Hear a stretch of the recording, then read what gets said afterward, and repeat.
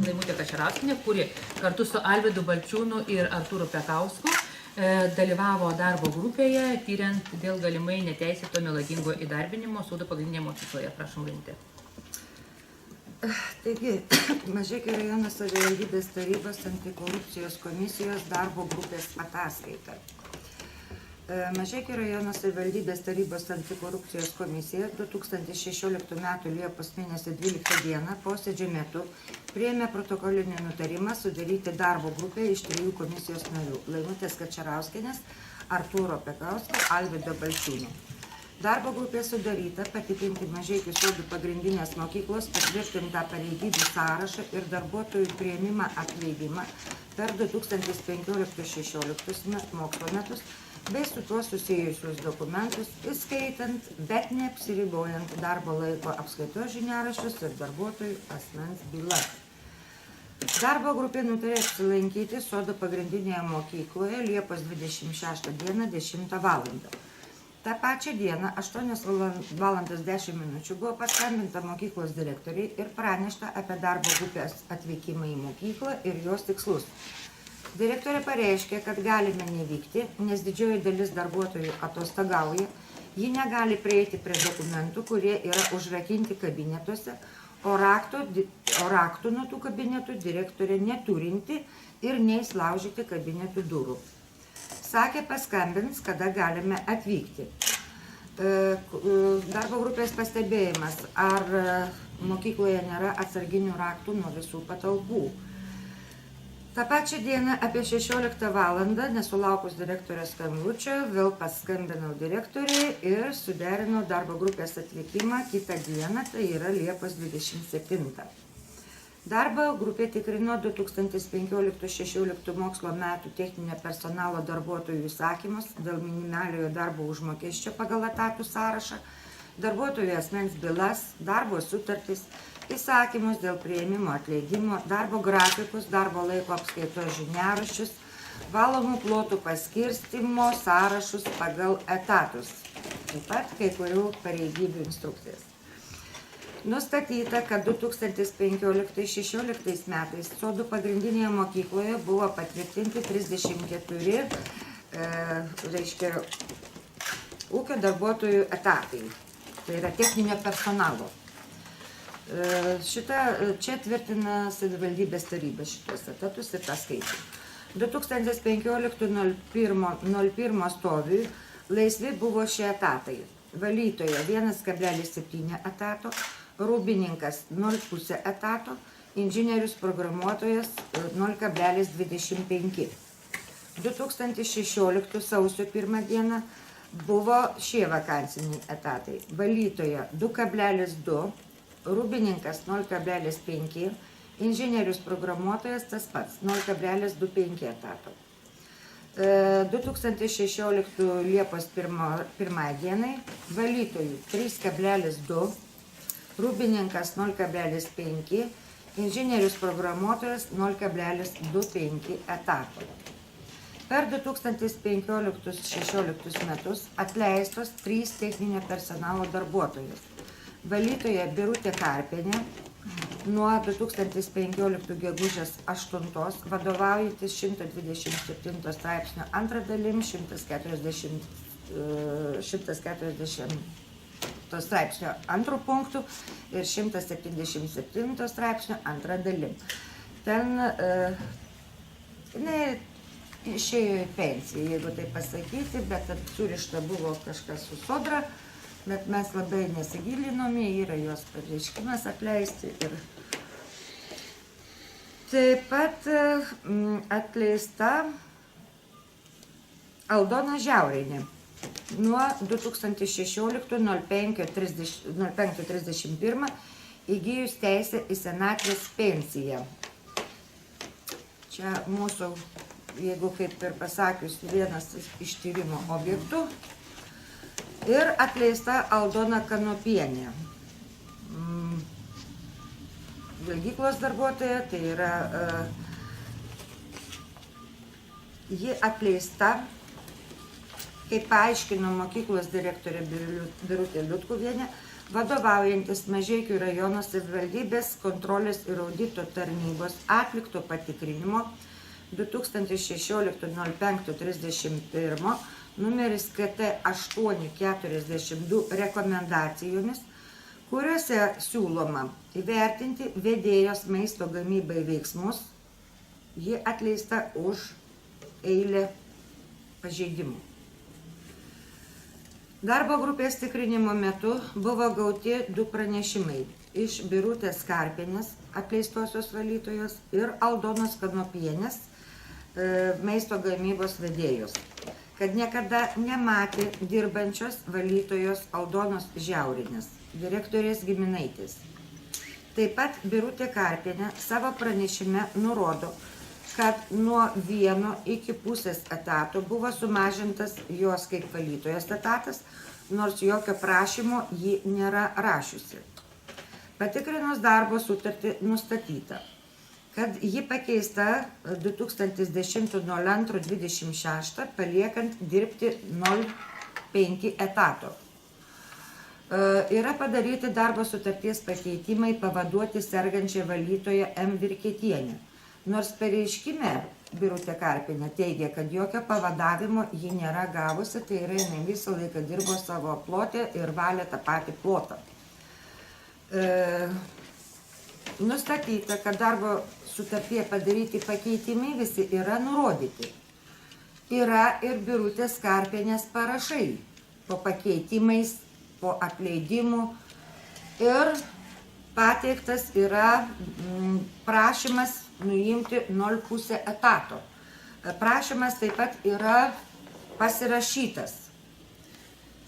Tačiau susisiekus su Birutė, reiškia su Karpienė, jinai yra išvykusi. Jinai negali pasakyti dabar, ar tai yra jos parašai. Bet sakė, ant prašymo aš tikrai nesirašiau, kad man nuimti etatą. Peržiūrėjus parašus ant darbo sutarties, ant pakeitimų, iš tikrųjų kelia abejonių parašų autentiškumas. Kadangi nėra, sakau, pačio žmogaus, tai yra sunku kažką tai paklausti. Taip, visi parašai yra daug maž skirtingi ir iš tikrųjų kelia abejonių su jos originaliais parašais. Čia tik komisijos nuomonė, kad kelia abejonių. Taip. O pačiame prašyme jinai kreipėsi pranešime. Jinai kreipėsi taip. Aš Birutė Karpienė, gimusi 48.11.02 Sodų pagrindinėje mokykloje, anksčiau viduriniai, pradėjau dirbti 91 metų gegužės 1 dieną ir dirbau valytoje iki 2015 metų gegužės.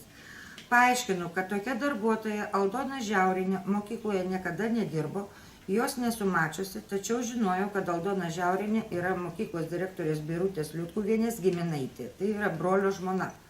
Matydavau šią pavardę techninio personalo sąraše kartu su kitų darbuotojų pavardėmis.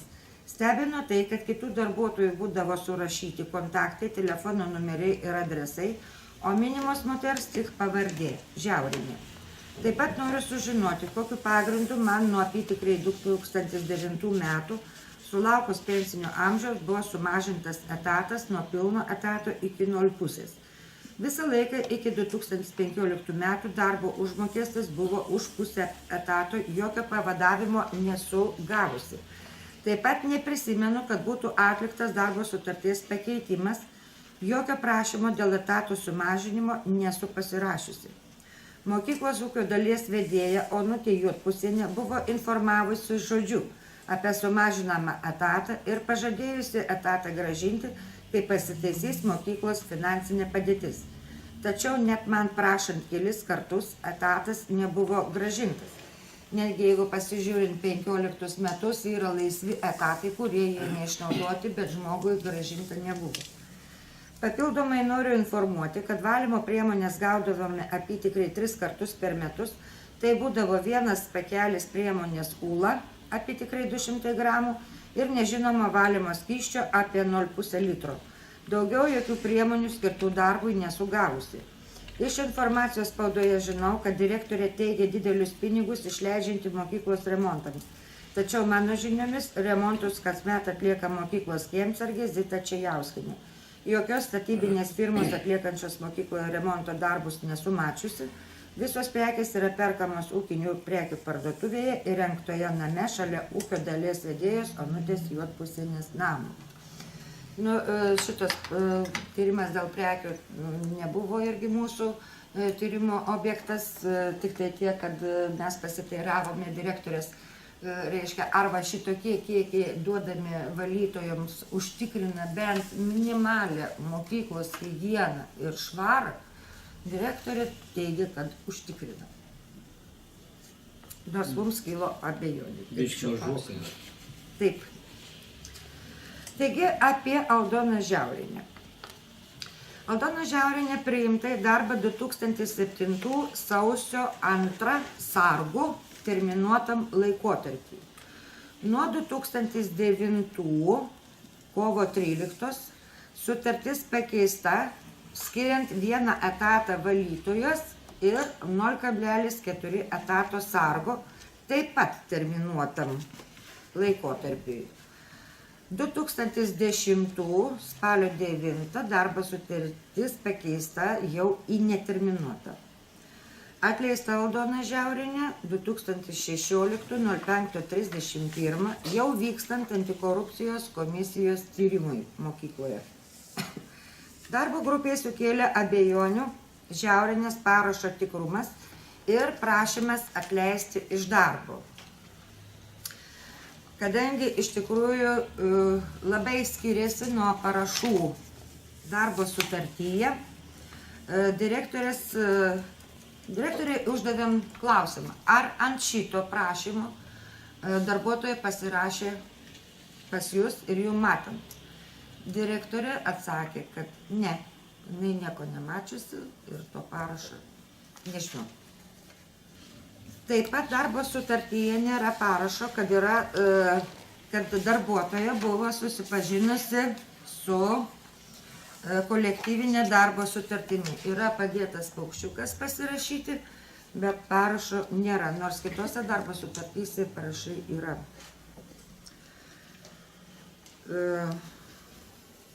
Pagal Sodų pagrindinės mokyklos darbo grafikus, A. Žiaurienė turėjo dirbti sargų 0,4 etato. Ir čia padaryta išrinkta yra vasario mėnesio kuriomis dienomis ir kokiamis valandomis. Pagrindinis, reiškia, darbas jos vykdavo dažniausiai nuo 20 iki 22 valandos vakarais. Išeiginiam dienom būdavo įvairiai ir iš ryto 4 valandos ir po pietų 4 valandos pagal tekamą darbo laiko apskaitos, reiškia, pagal tekamą darbo laiko apskaitos tą visą grafiką. Jinai dirbdavo 64 valandas, nors aš ten smulkiai neskaičiavau tų valandų, mes nežiūrėjom, bet esmė buvo ta, kad pagal buvo ir perviršis valandų vasario 29 dieną. Išėjo, kad jinai dirbdama ir sargų, ir valytoje perdirbo valandas leistinas mūsų įstatymų. Sužiūrėjus suderinamumą, kaip reiškia sargo ir kaip valytojos, valandos nesusidubliavo. Grafikas yra gražiai tvarkingai viskas, nes jie veda sistemoje EPAS ir sako, ten tik įvedi, viskas iššoksta į savo vėžes ir grafikas tvarkingai ir darbo laiko apskaitos žiniaraštis, viskas ten yra tvarkinga. Tačiau yra paimti ir sausio, vasario, kovo, balandžio, gegužės mėnesio tiek darbo laiko apskaitos žiniaraščiai, tiek darbo grafikai. Ir bent 3 žmonės teigia, kad tokio žmogaus nėra matę visiškai mokykloje. Visa tai Reiškia, kaip valytoja A. Žiaurienė turėjo dirbti valyti jai priskirtą valgyklos salę. Yra irgi, reiškia, priskirti plotai valytojams, tai va Žiaurienė turėjo valyti valgyklos salę. Tačiau valgyklos salėje turėjo valyti kiekvieną darbo dieną nuo 6 iki 10 valandos ir 14-18 valandos, bet priimkim, kad valgykla nedirba jau iki 18 valandos. Tačiau valgyklos vedėja maisto gamybai Aldona Kanopienė tvirtina, kad tokia valytoja niekada nėra valiusi valgyklos salės ir iš viso jos nėra mačiusi mokykloje. Jeigu priskirtas plotas valgyklos salė, kaip gamybos vedėja gali nežinoti, kas pas ją dirba. Kai tuo tarpu pakėlėm tuos etatų sąrašus irgi, nežinau, kiek tai teisėta, čia irgi reikėtų pažiūrėti, kad į mokyklos valytojas priimtas žmogus, į mokyklos valytojas, bet priskirta plauti valgykloje indus. Čia kitas asmo. Kitas asmo, taip, bet tokie pastebėjimai mūsų. Čia yra irgi toks įdomus dalykas, jog tai priimta valytoja, o priskirta plauti indus. Tik tai teisėta, čia reikėtų gal papildomai pažiūrėti. Taip, apie tai, kad niekada nematė Žiaurienės, tvirtina ir, kaip jau anksčiau minėjau, buvusi darbuotoja Birutė Karpienė. Kiek žinau, pas gerbiamą Milevičių dar yra tų pareiškimų, kad tokio žmogaus niekas nematė, dirbančio. Ar tikrai Aldona Žiaurienė dirbo mokykloje, galima nustatyti peržiūrėjus paimtus iš mokyklos vasario, kovo, balandžio mėnesio vaizdų įrašus ir tiesiog pagal darbo grafiką, kada jinai turėjo dirbti. Čia galima sudaryti tokią grupę ir įsitikinti, ar toks žmogus iš vis atvykdavo į darbą ir ar jinai ten buvo. 3 mėnesius. 3 mėnesius, bet mes turime omeny tos įrašus, kuriuos jūs turite. Taip, aš Mes selektyviai ten kelios. Aš būtent vasario mėnesį ir padariau pirmą tą mėnesį, net išrinkau dienas, kad galima būtų atitaikyti, ką turime, kas yra. O toliau yra grafikai, yra darbo apskaitos žiniaraščiai, ar toks žmogus iš viso lankėsi mokykloje, nes kas ateina į darbą ir išeina, tai viskas matosi. Tiesa, prie to paties buvo užduotas klausimas, aš čia tiesiog į ataskaitą nebetraukiau, direktoriai uždavėm klausimą, ar nebuvo tokio atvejo, kad gerbiamas Žiaurys dirbo už savo žmoną, nes ten dirba ir vyras, ir žmona. Sakom, gal kartais... Brolis. Jo, Brolis. Direktorius brolis. Sargo dirbo. Tiesiog, žinot, sakom, gal kartais Žiaurys dirbo už žmoną, nes mes stebėdami tuos įrašus tikrai Žiaurienės nematėm, bet tegul būda komisija ir tegul pasižiūri. Ir direktorius pasakė, kad ne, tokio atveju niekada nėra buvę, kad Žiaurys dirbtų už savo žmoną, nes tai jau reikalingas prašymas, pasikeitimas, įsakymas ir taip toliau, tai jau yra dokumentų forminimas ir tokių atvejų, kad susikeistų ar kažkas už kažką dirbtų, tokių atvejų nebuvo. Tai va, čia galima būtų tą viską įsitikinti, ar dirbo, ar nedirbo.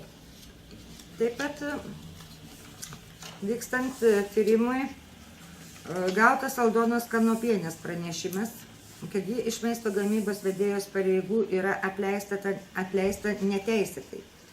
2016-07-14 buvo parašytas prašymas atleisti išeinamų pareigų dėl sveikatos pablogėjimo ir prašymas buvo nuo 07-18.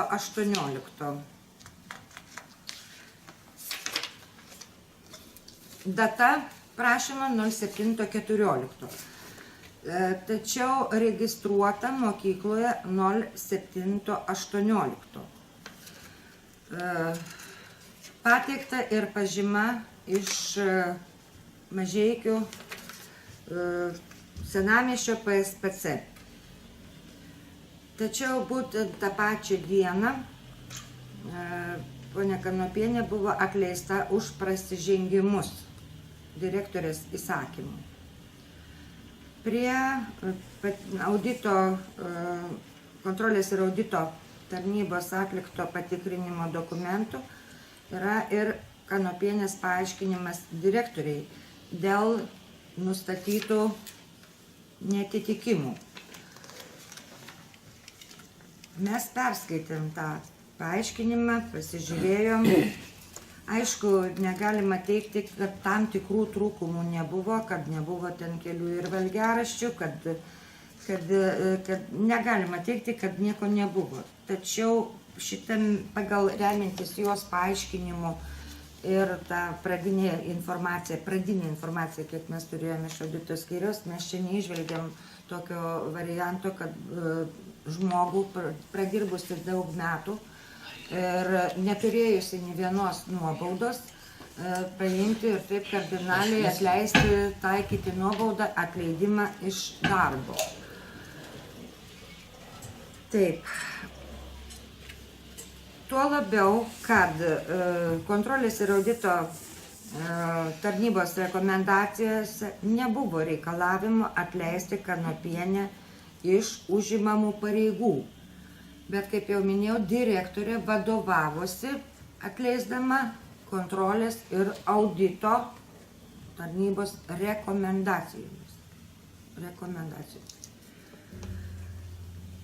Tuo labiau, kad kontrolės ir audito išvadose, kurios buvo 2016-07-28, numeris 4, KT9/4 parašyta, kad niekam nepavesta valgiaraščių ir juose nurodytų patiekalų bei surenkamų pajamų kontrolė. Čia audito išvados. Be to, cituoju audito išvados, nevykdoma išankstinė ir einamoji finansų kontrolė, kurią atlikti vyresniai buhalteriai numato vidaus kontrolės ir vidaus audito įstatymo 4 straipsnis. Vyresnė buhalterė nepasirašo ant maisto produktų pirkimo sąskaitų, ant prekinių piniginių apyskaitų, tuo patvirtindama, kad ūkinė operacija teisėta. Čia kol kas cituoju išvadas. Nevykdoma ir paskesnioji finansų kontrolė, o ją privalo atlikti įstaigos vadovas, nes nepaskirti už paskesnę finansų kontrolę kiti darbuotojai. Mokyklos direktorė privalėjo atlikti vidaus kontrolės priežiūrą. Audito metu nustatyti trūkumai rodo neužtikrintą savivaldybės ir valstybės nemokamo maitinimo lėšų teisėtą ir ekonomišką valdymą, naudojimą įgyvendinant moksleivių maitinimo organizavimą. Taigi, vidaus kontrolės sistema nepakankama ir neveiksminga, nors dokumentai reikalingi jai vykdyti patvirtinti. Jeigu nėra ir neveiksminga, nėra šito aparato ir jis visiškai mokykloje neveikia, apie ką galim kalbėti. Turime ir informaciją, kad mokyklos direktorių ir jo šeimos nariai prekindavosi bazėje, o apmokama buvo iš mokyklos lėšų. Apie tai liudija pati gamybos vedėja. Dėl to susidarydavo neatitikimai tarp perkamų prekių ir panaudojimo gamyboje. Tai paliudijo ir A. Kanopienė. O kaip tik audito išvadose apie tai daug kalbama, kad yra neatitikimų pagal perkamas prekes, reiškia prekes skirtas pardavimui ir prekes, kurios sunaudojamos yra pačioje gamyboje. Be abejonės, jeigu yra perkamos tokios prekes kaip saldainukai, sausainukai, jos į kotletus neina. O kadangi tokio likučio valgykloje, tokių prekių likučio nėra, tai būna šiuo atveju toks vaizdas, kad tų prekių nėra, reiškia jos pavogtos arba dingo. Auditas tai tuos netitikimus be abejonės konstatuoja taip. Tačiau Kanopienė teigia kitaip, kad šitie visi trūkumai susidarė dėl to, kad važiavo prekintis mokyklos direktorė ir jos šeimos nariai. Juk galų gale, jeigu tai būtų neteisėti kažkokie veiksmai iš pačios gamybos vedėjos pusės, tai šitos sąskaitos nebūtų buvusios apmokėtos. Jos visos apmokėtos, reiškia, direktorė žinojo viską apie šios faktus.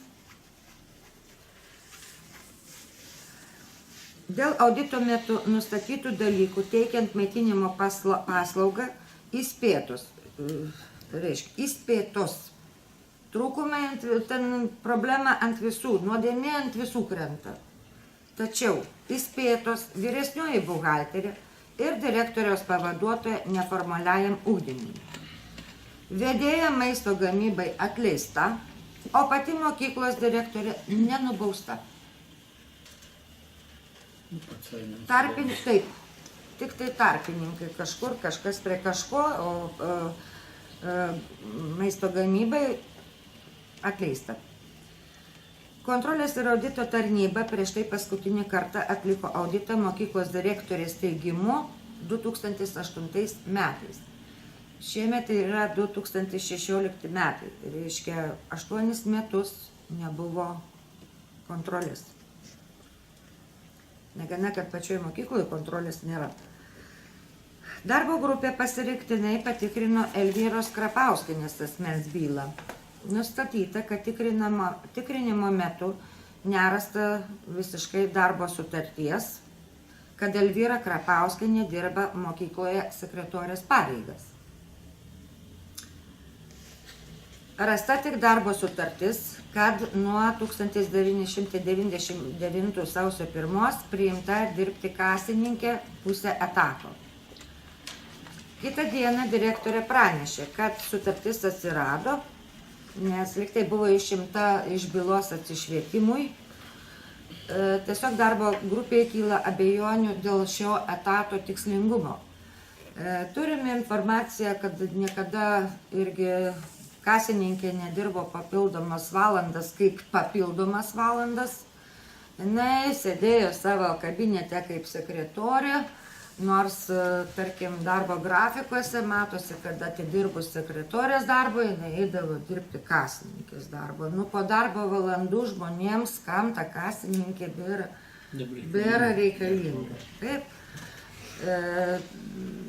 Komisijos manymu, kad tai buvo vienu metu, vienom darbo valandom atliekamos tos pačios pareigos ir kasininkės etato tikslingumas yra išvis neaiškus, todėl kad vienintelį kelis kartus ten priimdavo, per mėnesį kelis kartus priimdavo ten pinigus iš valgyklos.